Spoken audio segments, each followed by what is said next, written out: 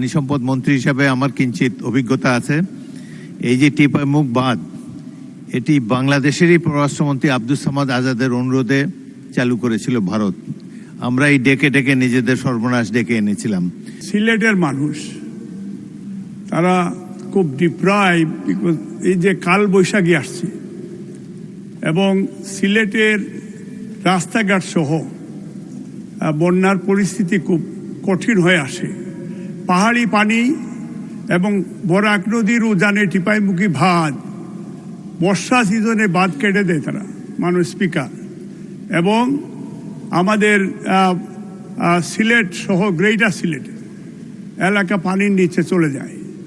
এবং আবার খরার সিজনে এই বাঁধ থেকে আমরা কোনো পানি পাই না, এটা আবার সেইখানে অনেক মানুষের ভোগান্তি হয়।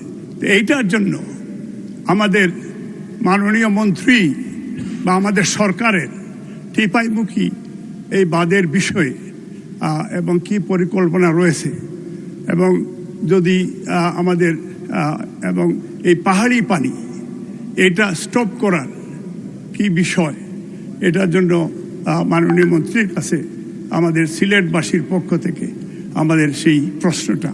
এবং আরেকটা প্রশ্ন আমি একটাই থাক মাননীয় মন্ত্রী। থ্যাংক ইউ মাননীয় মন্ত্রী। মাননীয় স্পিকার, আপনাকে ধন্যবাদ। টিপাইমুখ যে ব্যাপারটা মাননীয় সংসদ সদস্য বলছেন, সেটা আমি আমাদের মাননীয় পররাষ্ট্রমন্ত্রীর সাথে বা আমাদের পররাষ্ট্র মন্ত্রণালয়ের সাথে কথা বলবো, যাতে করে ভবিষ্যতে এই সমস্যাটা সমাধান করা যায়।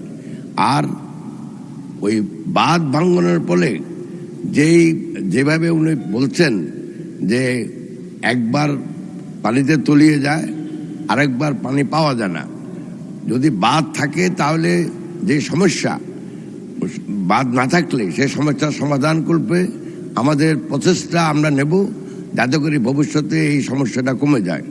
মাননীয় স্পিকার, আপনাকে ধন্যবাদ। মাননীয় সদস্য জনাব আব্দুল মালিক, আপনার অবগতির জন্য একটা কথা বলছি। পানি সম্পদ মন্ত্রী হিসাবে আমার কিঞ্চিত অভিজ্ঞতা আছে। এই যে টিপাইমুখ বাঁধ, এটি বাংলাদেশেরই পররাষ্ট্রমন্ত্রী আব্দুস সামাদ আজাদের অনুরোধে চালু করেছিল ভারত। আমরা এই ডেকে ডেকে নিজেদের সর্বনাশ ডেকে এনেছিলাম। ধন্যবাদ।